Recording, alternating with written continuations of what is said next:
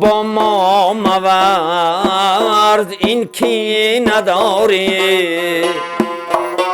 که حق صحبتی دری نداری بیا با ما مورد این کی نداری که حق صحبتی دری نداری نصیحت گوش کن کین دور بسه به از این گهور که در گنجی نداری نصیحت گوش کن کین دور بسه به از این گهور که در گنجی نداری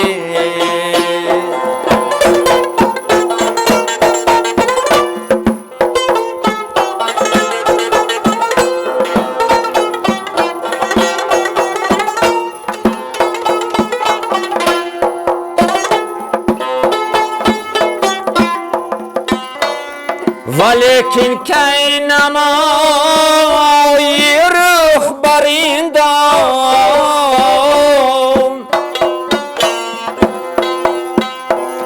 تو کس خورشید و مه آیی نداری آه بدیریندم مگو ای شیخ هشدار که با حکم خدا یکی نداری بدیریندم مگو ای شیخ هشدار که با حکم خدا یکی نداری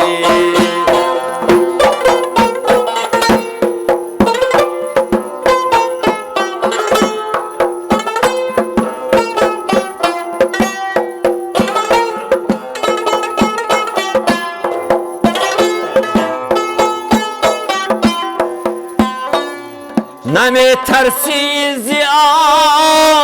آهی آتشینم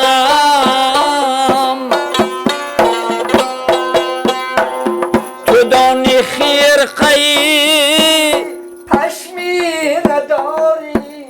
آه با فریادی خماری مفلسان رس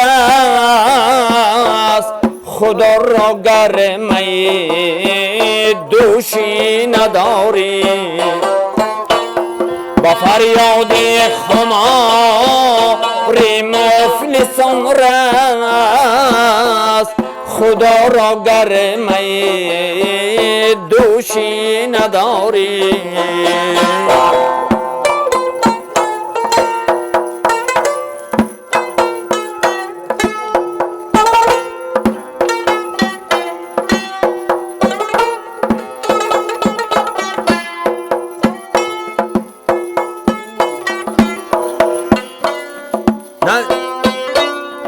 ندیدم خوشتر از شعری تو حافظ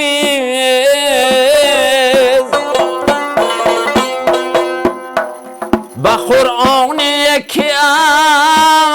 درسی نداری آه بیا با ما مور این که نداری که حق صحبتی دری نداری آه که حق صحبتی دری نداری که حق صحبتی دری نداری